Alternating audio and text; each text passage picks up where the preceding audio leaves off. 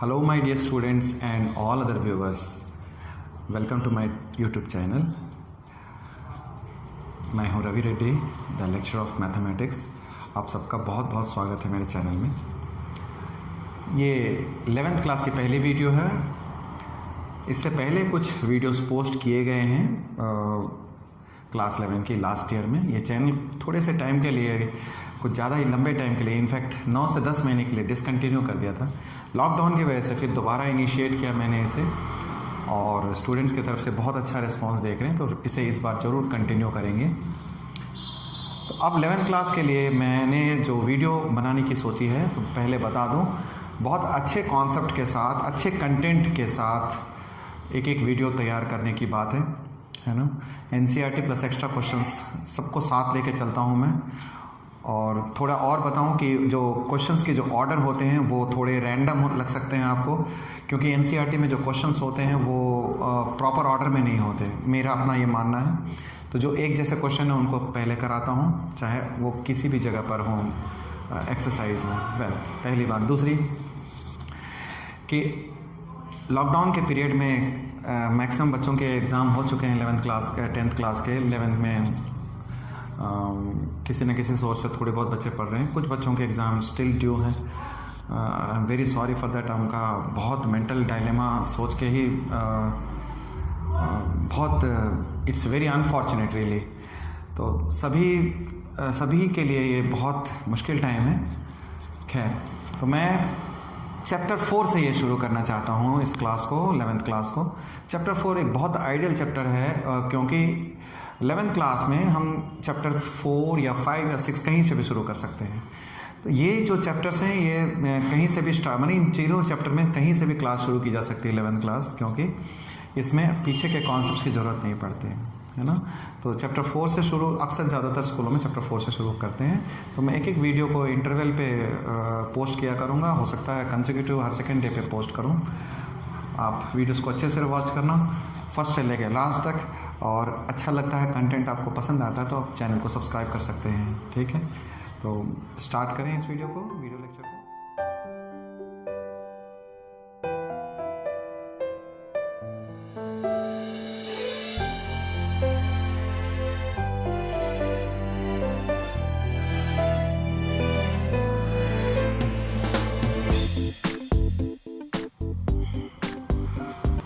Welcome back. जैसा कि मैंने बताया, चैप्टर 4 एक बहुत आइडियल चैप्टर है 11th क्लास की शुरुआत करने के लिए मैथमेटिक्स में। इस टॉपिक का नाम है, जैसे कि आप देखते हो, प्रिंसिपल ऑफ मैथमेटिकल इंडक्शन। तो principle of mathematical induction, short में PMI कहते हैं इसे, प्रिंसिपल ऑफ मैथमेटिकल इंडक्शन। एक न्यू कॉन्सेप्ट है तुम्हारे लिए, नया कॉन्सेप्ट है आपके लिए। थोड़ा सा बताऊंगा इसके बारे में। नया कॉन्सेप्ट है। नया कॉन्सेप्ट क्या है, क्या बातें हैं? PMI, प्रिंसिपल ऑफ मैथमेटिकल में PMI शॉर्ट में लिखूंगा। PMI is a tool to prove a variety of mathematical statement. Mathematical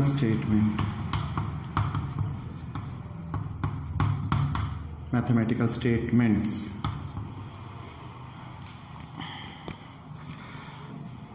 क्या है ये मैथमेटिकल स्टेटमेंट?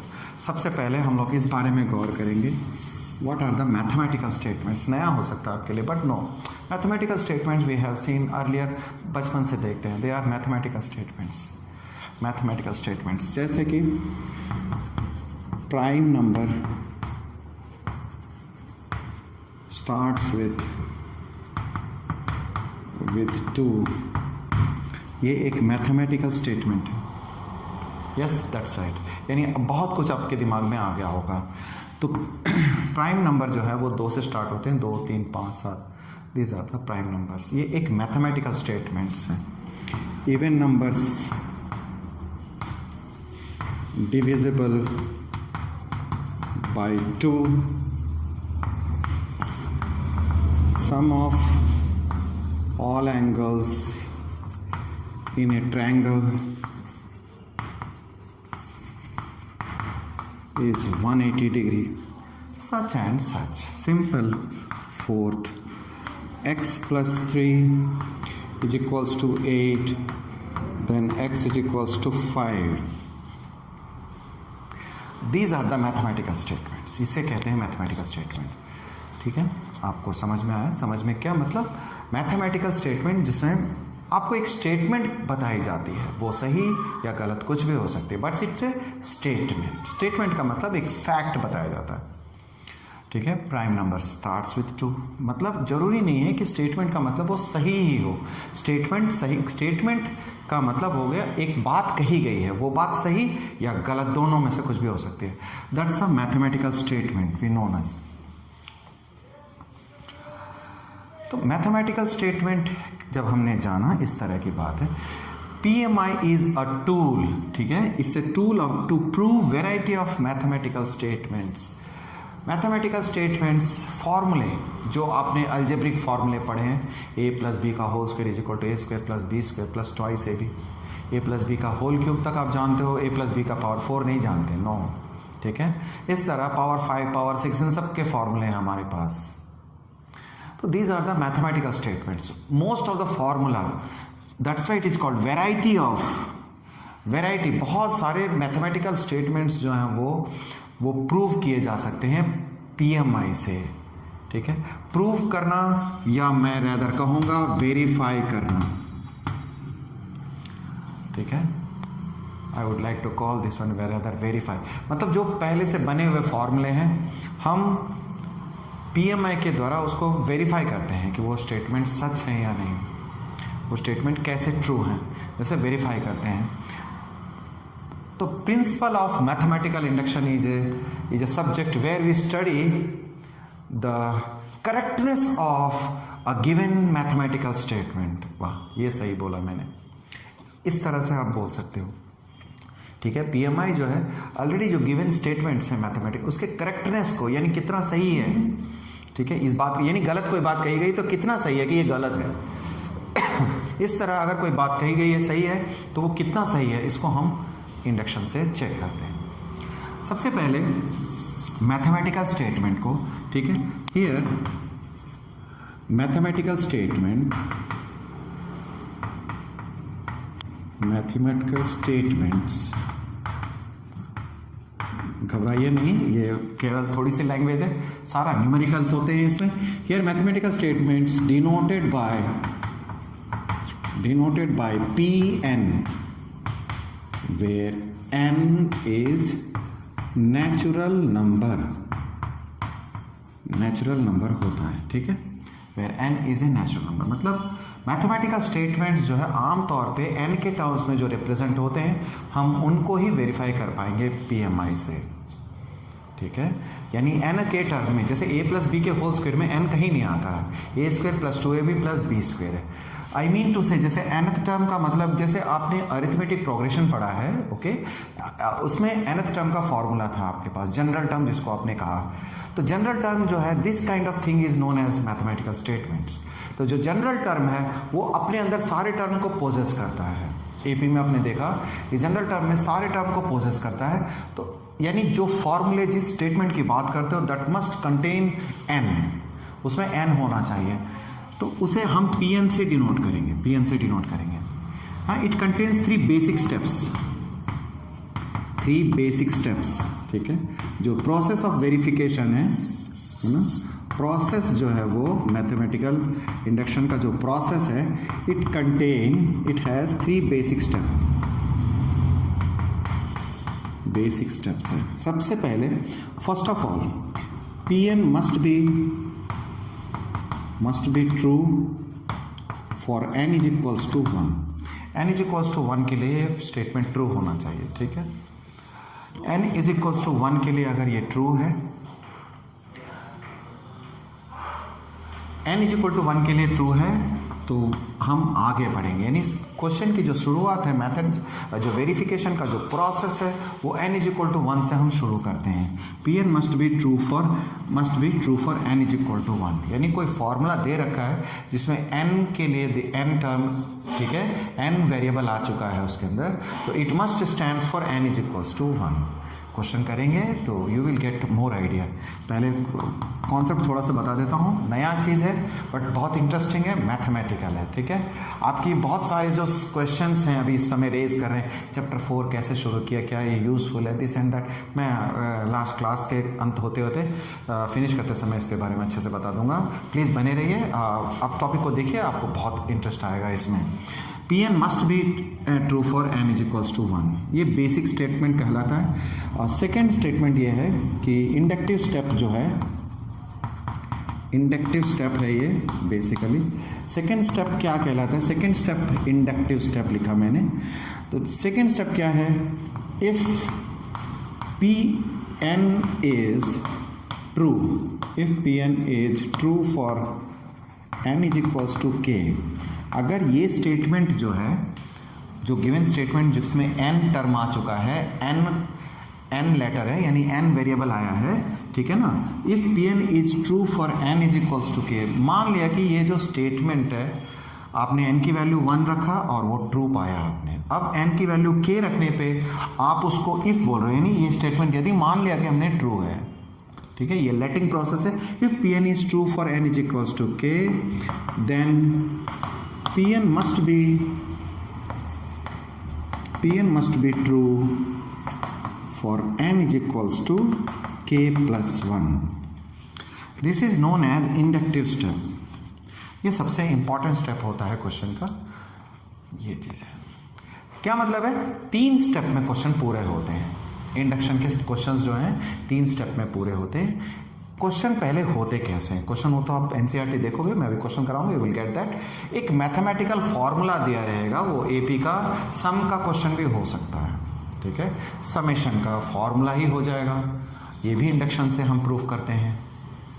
सम का फार्मूला कौन सा सम का formula? a1 plus a2 plus a3। जैसे आपको मैं यहाँ लिख कर दिखाऊँ, बोलने से क्या है, a1 plus a2 plus a3, यानी कि a first term, a plus d second term, a plus 2d third term. इस तरह से आप जोड़ते हो a plus n minus 1d, आप कहते हो ये n by 2a plus n minus 1 into d। एक बहुत अच्छी बात हम लोग डिस्कस कर रहे हैं इस समय, ये चीज़ देखिए, आपके पास एक फॉर्मूला था 10th क्लास में एपी में, है ना, उसमें कौन सी बात कही गई थी कि फर्स्ट टर्म से लेके nth टर्म तक अगर आप ऐड करते हो तो उसका फॉर्मूला ये होगा। Such kind of questions we can verify, we will verify in this exercise. एक एक्सरसाइज से ये चैप्टर बनता है, ठीक है ना। तो और कुछ क्वेश्चंस हैं जो बहुत इंटरेस्टिंग लगेंगे आपको। शुरू के 2 क्वेश्चन देखने में, शुरू के 2 क्वेश्चन थोड़े अलग से लगेंगे। तो 3 स्टेप करेंगे, n इज इक्वल टू 1 के लिए वेरीफाई करना है हमें, ठीक है। फिर second step n is equal to k के लिए हम एज्यूम कर लेंगे, इफ वर्ड है, आप नोटिस करें, ठीक है, इफ वर्ड है। अगर ये उसके बाद k प्लस 1 के लिए हम इसे प्रूफ करके दिखाएंगे, ठीक है ना। मैंने पहला क्वेश्चन लिया है इंडक्शन का। इस फॉर्मूले से आप बहुत अच्छी तरह से वाकिफ हो। आपने इसको सम ऑफ नेचुरल नंबर्स के sum of n natural number के नाम से 10th क्लास में स्टडी की है। Natural numbers, sum of n natural numbers is given by like this. Sum of n natural number का मतलब 1 से लेके जो काउंटिंग नंबर से n तक nn प्लस 1 बाई 2, ठीक है। तो इसके साथ इसको प्रूफ करेंगे, इसको वेरीफाई करेंगे। 2 तरह के एस्पेक्ट्स होते हैं, आप इन बातों में फ़र्क जानना। एक होता है फार्मूला स्टैब्लिश करना होता है, हम फार्मूले को प्रूफ करके दिखाते हैं, और दूसरा होता है वेरीफाई करना। ये एग्जिस्टिंग है, ये फार्मूला किसी ने दे दिया है और कहता है कि ये सच है या नहीं। We must have some test, एक टेस्ट करेंगे उसके लिए। तो mathematical induction PMI is a very good tool, बहुत बढ़िया तरीका है हम इस जैसे चीज़ों को वेरीफाई करके चेक कर सकें कि नहीं भाई ये फार्मूला सही है या नहीं, या यूँ ही लिख दिया किसी ने, ठीक है। उसको PMI क्या है? एक चैलेंज है। PMI से कोई क्वेश्चन, कोई थ्योरम, कोई फार्मूला अगर पास हो गया, ऑफ कोर्स कुछ सेलेक्टिव क्वेश्चंस जो हैं वो हम PMI से चेक कर सकते हैं। तो जो इसके टेस्ट से पास हो गया वो फार्मूला यानी करेक्ट है। चलिए आइए मैं आपको क्वेश्चन करके दिखाता हूँ सॉल्यूशन। सबसे पहले, ठीक है, लेट, इसको सबसे पहले लेट करेंगे। आप कहोगे कैसे, स्टेटमेंट क्या है? तो Pn is the first statement, आप उसे ऐसे लिखोगे 1 से लेकर n तक। 1 2 3 प्लस n, ये लिख लिया आपने, ये मैथमेटिकल स्टेटमेंट है आपका, इसको आप स्टेटमेंट कह रहे हो और वो आपका आंसर है। तो सबसे पहले हम लोग जो जानकारी है मैं बता दूं आपको, ये हम LHS और इसे RHS के टर्म से इसको एक्सप्लेन क्या करेंगे, लिखा करेंगे। Pn इज इक्वल टू ये दे रखा है, तो for n is equals to 1, सबसे पहले हम लेट अस वेरीफाई, हम इसको चेक करेंगे कि ये सही है या नहीं। तो आइए चेक करें। Pn इज इक्वल्स टू 1 का मतलब हो गया P1, n इक्वल्स टू 1 की n की वैल्यू 1 रखेंगे P1। तो जब Pn का मतलब 1 से लेके n तक चल रहा है, ठीक है ना, आप इस बात को ठीक से समझेंगे इस समय। Pn की वैल्यू 1 से लेके n तक है, तो आप समझ सकते हो P1 का क्या मीनिंग होगा। P1 का मतलब हो गया 1, फर्स्ट टर्म। P1 का मतलब हो गया, यहाँ पर मैं आपको वैसे एक्सप्लेन करूँगा, ये फर्स्ट टर्म को नोटिस कराता है, फर्स्ट टर्म को बताता है 1। अगर 1 फर्स्ट टर्म मेरा 3 होता तो मैं थर्ड ले लेता, 3 ले लेता। या ये समझ लो सिंपली ये है कि Pn का मतलब आपने 1 से लेके n तक आपने एज्यूम किया है, गिवन है, तो n की वैल्यू 1 रखेंगे, यानी n मतलब फर्स्ट टर्म, P1 का मतलब एक टर्म का सम, एक टर्म का सम तो वो पहला टर्म तो आएगा, P1 1 हो गया। अब आइए RHS में अगर हम पुट करके देखते हैं, ये तो LHS था, P1 हमने Pn तो इतना ले रखा है, n की वैल्यू हमने P1 की वैल्यू 1 है। RHS में हम n is equal to 1 put करेंगे, ठीक है, put n is equals to 1। तो आपने क्या देखा, n प्लस 1/2 1 आया। आपने ये देखा कि LHS और RHS इक्वल है कब, for n is equals to 1 के लिए ये सच हुआ। मैं आपको पहला क्वेश्चन इससे ज़्यादा एक्सप्लेन कर रहा हूँ। अभी तक हमने क्या किया, फर्स्ट टर्म के लिए इस जो एग्जिस्टिंग स्टेटमेंट है, मैथमेटिकल स्टेटमेंट, उसको n इज इक्वल टू 1 के लिए प्रूफ किया।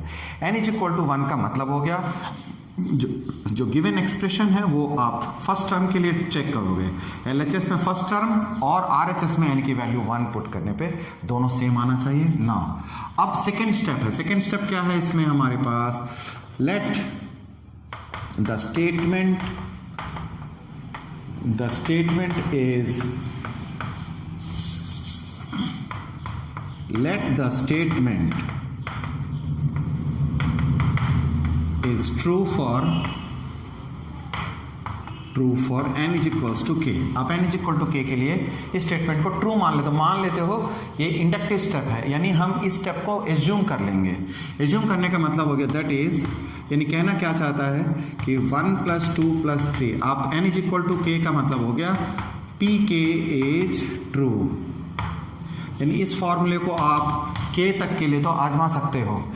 जैसे P1 का मतलब तो आपने फर्स्ट टर्म लिया था, फर्स्ट टर्म लिया, n is equal to k का मतलब हो गया pk का सेंस होता है 1 2 3 से लेकर आपने k तक ऐड करना है, ठीक है ना, ये बीच में गैप है, k तक ऐड करना है। और चूंकि ये स्टेटमेंट सही है, the given statement is true, so RHS also we can write k + 1/2, ये pk is true, then that's why we simply हमने ये कर दिया, n की वैल्यू k पुट अप कर दिया इस फॉर्मूले में, n की वैल्यू जैसे k पुट किया हमने। चलिए आगे बढ़ते हैं। अब ये स्टेप तो बेसिक स्टेप था, एज्यूम किया हुआ, हमने प्रूव नहीं किया, वेरीफाई किया हमने इसको, है ना। अब सेकेंड स्टेप को हमने एज्यूम कर लिया, लेट किया है इसको, इसे लेट किया। नाउ टू प्रूव, आप गौर कीजिएगा, now to prove pk + 1 Pn is true for n is equals to k + 1, n is equals to k + 1 के लिए ये प्रूफ करना है इस स्टेटमेंट को। तो इस स्टेटमेंट को मतलब क्या हुआ, pk + 1 मीन्स, आप गौर करना, पहला क्वेश्चन आपको थोड़ा सा देर से समझ में आएगी, बट ये बहुत आसान क्वेश्चन लिया मैंने। By second question it will be very very easy. pk + 1 का मतलब हो गया 1 2 3 से लेकर के आप जब चलोगे, जैसे आपने n इज इक्वल टू 1 के लिए n इज इक्वल टू 1 के लिए फर्स्ट टर्म लिया, n is equal to k के लिए अप टू k तक गए, n is equal to k + 1 के लिए क्या करोगे, राइट साइड में, यानी 1 से लेके k + 1 तक आप विजिट करोगे। यानी 1 से लेके चलते चलते n की वैल्यू k+1 तक आई। और RHS में भी देखना है, because it's a question mark. Now we have to prove, ये आपको प्रूव करना है। तो आपने करना क्या है, n की वैल्यू k+1 रखनी है RHS में। You have to keep the value, n की वैल्यू आपने पुट करना है k+1 k+2/2। It is the question. अब आपको ये प्रूफ करके दिखाना है। जैसा कि इंडक्शन का तरीका क्या है, n = 1 के लिए आप वेरीफाई करते हो और ये मान लेते हो कि ये फॉर्मूला अगर k के लिए सच है, if it is true for k, जो इंडक्शन का सेकेंड स्टेप है वो कहता है कि k के लिए सच है तो k+1 के लिए ज़रूर सच होना चाहिए। और अगर ये ट्रू हो गया, जैसा अब आपका क्वेश्चन होगा, ये हमेशा ट्रू होता है। जो फॉर्मूले एग्जिस्टिंग फॉर्मूले हैं वो सच होगा, वो ट्रू होगा, है ना। तो उसे ट्रू करके दिखाना होता है आपको। और क्या ट्रू करना है वो हमने लिख लिया। ये कैसे लाया मैं, आपने पूरे क्वेश्चन में इसको के, इस स्टेटमेंट को Pn माना हमने और हमने इस स्टेटमेंट को Pk+1 के लिए लिख लिया है ऐसे, ठीक है। तो Pk+1 के लिए लिख लिया। Now we will move on. अब हम इसे प्रूफ करके दिखाएंगे कैसे। आप देखिए LHS क्या है बेटा, हमारे पास LHS वाली ये स्टेटमेंट है और ये RHS है। तो LHS वाली स्टेटमेंट में 1 से लेके 3 तक अप टू k+1, ठीक है। 1 से लेके k+1 तक आपने मूव किया है। तो 1 से लेके k+1 तक जब लिखते हो तो मैं आपको ये बताऊं कि इस k+1 से पहले हमारे पास k भी तो है, वी हैव ए k और ये k+1। जैसे 3 के आगे 2 होता है, अब ये k+1 है, 3 के आगे 2 के पहले 1 आया, उससे पिछले इंटीजर आई, पिछली नेचुरल नंबर, इसलिए k+1 से पहले k आया होगा, तो ये लिख लिया। अब क्यों, इसका क्या करना, हम यहाँ से यहाँ तक इसे लॉक करेंगे। 1 से लेके k तक का सम हमने कहा हुआ है कि let this formula, this statement is true for pk, यानी ये फॉर्मूला ट्रू है फ्रॉम वन स्टेटमेंट। तो ये फॉर्मूला ट्रू है, तो 1 से लेके k तक ये फॉर्मूला हम यूज़ कर सकते हैं। तो अब हमने यूज़ करना है इसको, सिंपल है अब, ठीक है ना। तो क्या करना क्या है आपको, 1 से लेके k का सम 1 to लेके, तो k+1/2 अब पुट कर दी वैल्यू मैंने, है ना। We are putting values, putting value. अब वैल्यू पुट कर दिया तो इसके बदले में ये आ गया और लास्ट टर्म क्या है हमारा, k+1 बच गया ये। बस क्वेश्चन फिनिश। यहाँ से लेके यहाँ तक की वैल्यू का सम जो है हमें मालूम था, हमने पुट किया। अब अगर गौर करेंगे, अगर एलसीएम लेते हैं तो 2 यहाँ एलसीएम और ये k+1। अब k+1 अगर हम कॉमन लेते हैं दोनों स्टेटमेंट से, ठीक है ना, ये दोनों में 2k+1 pk+1 आ गया हमें कितना, k+1 × k+2/2, k+1 × k+2/2, ठीक, प्रूव हो गया। तो इंडक्शन मान जाता है अगर k+1 वाली स्टेटमेंट ट्रू हो गई, जो कि हमेशा होगी। मैंने कहा था, मैंने आपको पहले से बताया कि एक मैथमेटिकल स्टेटमेंट को हम वेरीफाई कहते हैं, वेरीफाई करते हैं। तो ये स्टेटमेंट तो करेक्ट है, इसलिए जो वैल्यूज आएगी, जो स्टेटमेंट्स आएंगे, यानी इंडक्टिव स्टेप जो होगा वो मेरा करेक्ट होगा। तो ये एक प्रोसेस है। तो पहला क्वेश्चन आपको देखने में थोड़ा कॉन्सेप्ट के स्टेपिंग वाइज अलग अलग लगेगा, नई क्लास है। तो मैं सेकंड क्वेश्चन जैसे ही करूँगा आपको सब कुछ आने लगेगा। Have a patience to get the second question. Question number 6 लिया मैंने। पहला क्वेश्चन है आपके एक्सरसाइज का 4.1। एक एक्सरसाइज है इस चैप्टर का, बट इसके सारे क्वेश्चंस तकरीबन करने चाहिए होते हैं। मैं आपको इस क्वेश्चन के बारे में बताऊं पहले कि जो पिछला क्वेश्चन था हमने सॉल्व तो कर दिया है ना। आपको थोड़ी सी बात अलग सी लग रही होगी क्योंकि ये आपका पहली लेक्चर है और प्रिंसिपल ऑफ पीएमआई आपके लिए नया है, तो आपको सारी क्वेरी क्लियर नहीं हुई। बट मैं एश्योर करता हूँ आपको इस क्वेश्चन में एकदम से ये ज़रूर क्लियर हो जाएगा, क्योंकि ये गिने चुने स्टेप है और हर क्वेश्चन में सेम रिपीटेटिव वर्क करना है। पीएमआई है क्या, पीएमआई जो ऑलरेडी गिवन फॉर्मूले हैं उसको वेरीफाई करता है, वेरीफाई करने का प्रोसेस है ये, है ना। हम ये एक स्टेटमेंट दे रखा है, देखो आप, ये स्टेटमेंट है। सबसे पहले मैं आपको एक्सप्लेन करूं, ये 1 × 2 है, ये डेसिमल नहीं है, डेसिमल बीच में लिखी जाती है, थोड़ा बारीकी से देखना, कहीं जल्दबाजी ना हो आपसे। 1 इंटू 2, 2 इंटू 3, 3 इंटू 4। मैंने 6th क्वेश्चन इसलिए लिया है कि आपको क्वेश्चन ये आसानी से समझ में आएगा। पहले टॉपिक पे पकड़ बनानी ज़रूरी है, मेथड क्या है पहले वो समझ में आया तो फिर हम, तो ये 1 इंटू 2, 2 इंटू 3, 3 इंटू 4, अगर इस तरह से मल्टीप्लाई करते हुए अगर n इंटू n+1 तक जाएंगे हम, तो उसका आंसर ये आएगा। ये कहता है, ये फॉर्मूला है ना, तो ये फॉर्मूला अगर ये कहता है तो करें इसे call this one as Pn। इस गिवन स्टेटमेंट को हम लोग Pn मान लेंगे। Pn मानेंगे, सबसे पहले सॉल्यूशन शुरू करें हम। Late the statement let Pn is true for n is equals to 1। मान लिया हमने, नो नॉट लेट करना है, लेट अस वेरीफाई, हमें करके दिखाना है। Verify for n is equals to 1। ध्यान रहे n इज इक्वल टू 1 वाली स्टेटमेंट जो है वो बेसिक स्टेटमेंट है, वो ट्रू होनी चाहिए। लेकिन मैं आपको बताऊं कि P1 कहते किसको हैं, थोड़ी सी वेरिएशन होती है यहाँ पर बताने में। हो सकता है अलग अलग ऑथर्स और टीचर्स थोड़े डिफ्रेंशिएट होते हैं इस मामले में, थोड़ा सा फर्क होता है। P1 मैं कहूँगा, P1 का मतलब फर्स्ट टर्म, ठीक है, और मैं कहता हूँ फर्स्ट टर्म है, ठीक है। Pn का मतलब फर्स्ट टर्म होता है। फर्स्ट टर्म क्या हुआ, फर्स्ट टर्म क्या है, क्योंकि ये nth टर्म है, n टर्म्स हैं, ये एक टर्म, ये सेकेंड टर्म, ये थर्ड टर्म करते हुए ये nth टर्म है, ये है ना, इट इज nth टर्म, और ये आपका फर्स्ट टर्म है।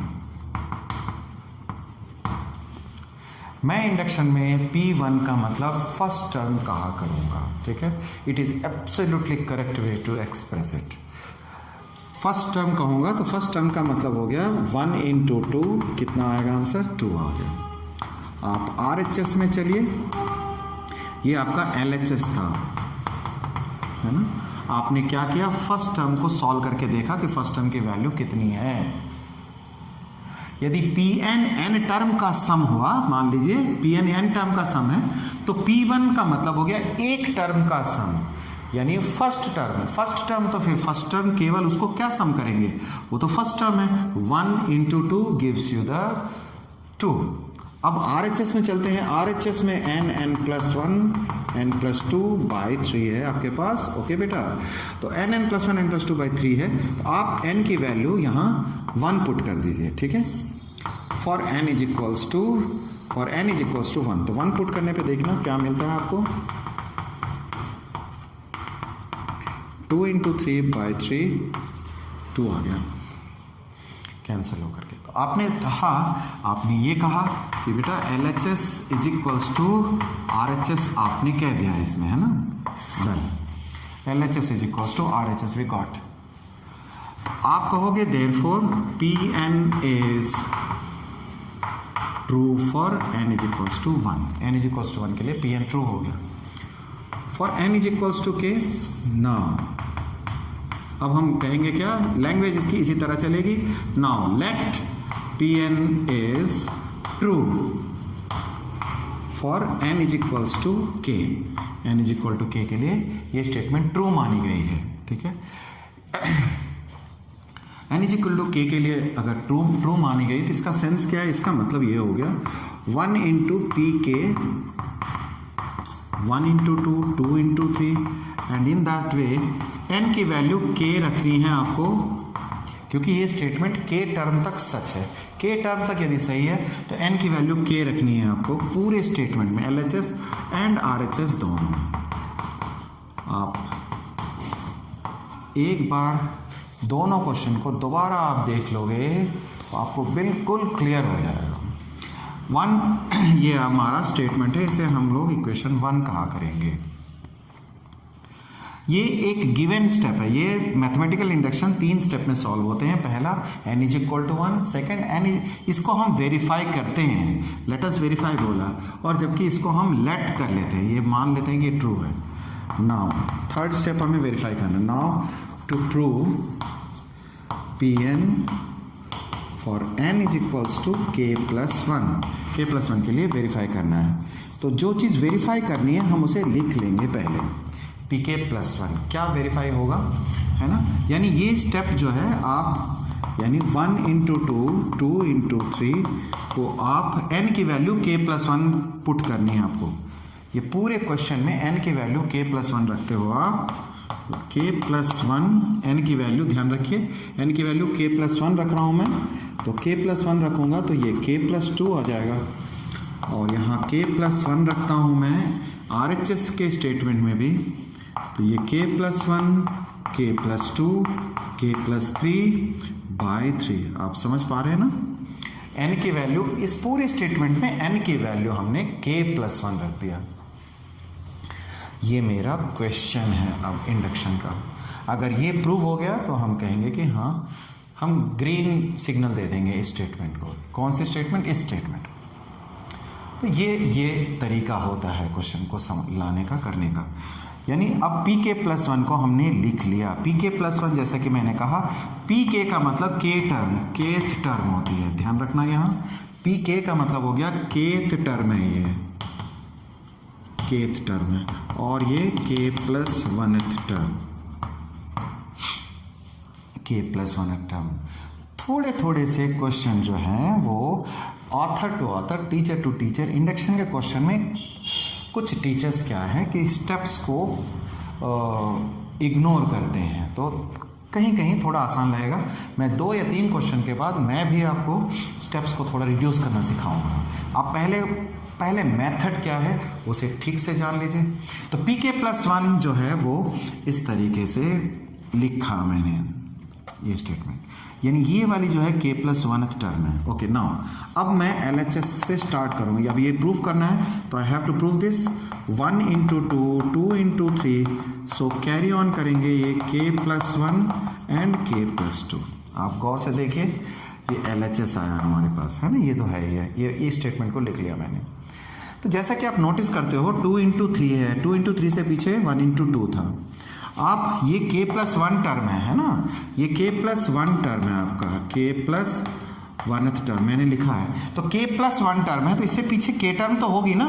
जो k टर्म होगी वो क्या होगी, देखना वो कौन सी टर्म होगी, 1 इंटू 2, 2 इंटू 3 से आप जब आपने लिखा k+1 वाली टर्म एज इट इज लिख लिया मैंने, ठीक है, k+1, k+2 लिख लिया।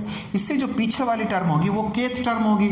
तो kth टर्म तो आप देखिए ये है ना kth टर्म, ठीक है। इससे पीछे जाने के लिए आपको यहाँ तक जाने की जरूरत नहीं, यू कैन रीजनेबली अंडरस्टैंड। इससे पीछे वाली जो टर्म होगी वो k और k+1 होगी, k इंटू k+1, ठीक है। तो ये जो स्टेपिंग्स हैं थोड़े 1 या 2 क्वेश्चन के बाद आपको रिड्यूस कराऊंगा मैं। आप पहले इसी तरह से सीखेंगे, k इंटू k+1, ठीक है। तो 2 इंटू 3 के बाद देखिए, जैसे यहाँ पर नोटिस करो, यहाँ दिक्कत हो रही है आपको तो मैं समझाता हूँ। 2 इंटू 3 के बाद आप क्या लिखोगे, 3 इंटू 4 लिखोगे, है ना। यानी ये जो बाद वाली टर्म है वो पहली बन रही है इसके बाद। जैसे 1 इंटू 2 के बाद 2 से शुरू हुआ, 2 इंटू 3 के बाद अगला टर्म 3 इंटू 4 होगा। इसी तरह से जैसे कि ये k+1 k+2 था, इसकी जो पीछे वाली टर्म होगी वो k इंटू k+1 होगी। बस इतना समझते हो तो बहुत आसान हो गया। अब ये वाली टर्म के बदले में आप इसे एक ब्रैकेट लगा दो, है ना। 1 to 2 से लेके k+1 की जो वैल्यू है वो हम पुट कर सकते हैं, क्योंकि हमने मान लिया कि ये स्टेटमेंट जो है वो ट्रू है मेरा, है ना। ये स्टेटमेंट ट्रू है। इंडक्शन ये कहता है आपको कि अब k+1 को प्रूफ करने से पहले आप मान सकते हैं k वाली टर्म। अगर k वाली टर्म प्रूफ करने के लेट करके अगर k+1 ट्रू हो जाती है तो इसका मतलब वो फॉर्मूला, वो स्टेटमेंट जो है वो सही है। तो इसकी वैल्यू हम पुट करेंगे, ठीक है बेटे। पुट करने पे क्या मिलेगा, k into k+1 k+2 by 3 plus, ठीक है। ये वाली स्टेटमेंट के बदले में ये लिख लिया मैंने, और k+1 k+2 by 6 by 3 plus, ठीक है ना। और ये जो वैल्यू है उसे मैं यहाँ लिखता हूँ k+2, है ना। अब एलसीएम लेंगे तो you have 3 here, k+1 k+2 plus ये 3 k+1 इंटू k+2। अब कॉमन आएगा, आप नोटिस कर सकते हो ये टर्म जो है k+1 k+2, यानी ये और ये टर्म जो है वो कॉमन है। तो कॉमन ले लीजिए आप, k+1 और k+2 अगर आप कॉमन लेते हो तो ये k बचेगा यहाँ से और यहाँ से 3/3। आप कह सकते हैं कि pk+1 जो है वो वेरीफाई हो गया है ना, तो देयरफॉर pk+1 इज वेरीफाइड। एक लाइन लिखनी होती है, pk+1 जैसे वेरीफाई हो गया तो आप कह सकते हो therefore by PMI, principle of mathematical induction, by PMI, by the process of PMI, principle of mathematical induction अब मान जाता है, वो कहता है कि Pn इज ट्रू। ठीक है, इसका मतलब है आपने 1 2 3 k वगैरह लिया है, यानी अब जैसे आपने प्रूव कर दिया, वेरीफाई कर दिया, तो अब कहता क्या है, Pn is true for all natural numbers. अब ये जो स्टेटमेंट है अब वो किसी चीज़ के लिए नहीं, अब सबके लिए सच हो गया ऑल, लेकिन ध्यान रहे नेचुरल नंबर के लिए ये स्टेटमेंट सच हुआ है, यानी n की वैल्यू आपको 1 2 3 4 वगैरह पुट करनी है। ठीक, 1-2 मिनट अब आपकी क्वेरी की बात कर लें। यानी इंडक्शन में हम लोग 3 स्टेप में सवाल करना सीखते हैं। n = 1 के लिए वेरीफाई करते हैं यानी प्रूफ करते हैं, k के लिए लेट कर लेते हैं और k+1 को पहले तैयार करते हैं। ठीक है ना, इस स्टेटमेंट को अगर आप कहीं देखते हो बुक्स वगैरह, ऑथर वगैरह, इस स्टेप में थोड़े बहुत चेंजेस आपको देखने को मिलेंगे, बट ये सबसे बढ़िया तरीका है। आगे आगे हम लोग कुछ एक स्टेप को इग्नोर करने वाले हैं। इंडक्शन से अच्छी शुरुआत कर सकते हैं, ज़्यादातर स्कूलों में चैप्टर 4 से स्टार्ट किया जाता है ना। तो मैं ये अब वीडियो लेक्चर जो है बड़ी हो जाएगी। 2 क्वेश्चन आप बेसिक क्वेश्चन समझ के इसको एक बार देख लिए, दोबारा आप इसे रिविजिट करके एक बार अच्छी तरह से स्टडी कर लो। मैं अगली लेक्चर में आपको बिल्कुल बहुत अच्छी तरह से इसे हम लोग आपको क्लियर कर देंगे। जब और क्वेश्चंस करेंगे तो डेफिनेटली आपको आ जाएगा, बहुत अच्छा और इजी प्रोसेस है ना। 2-4 क्वेश्चन थोड़े बहुत डिफ़िकल्ट होते हैं, है ना। तो उम्मीद करता हूँ आपको क्लियर होगा। आप लेक्चर को पूरी तरह से देखेंगे तो definitely it will be clear. तो कीप डूइंग बेटे, अच्छा टाइम होता है 11th क्लास का, इसमें जितना आप अच्छी डेप्थ से स्टडी करोगे 12th क्लास के लिए उतना ही आपको फ़ायदेमंद होगा। तो कीप वॉचिंग, मिलते हैं अगली वीडियो में। All the best.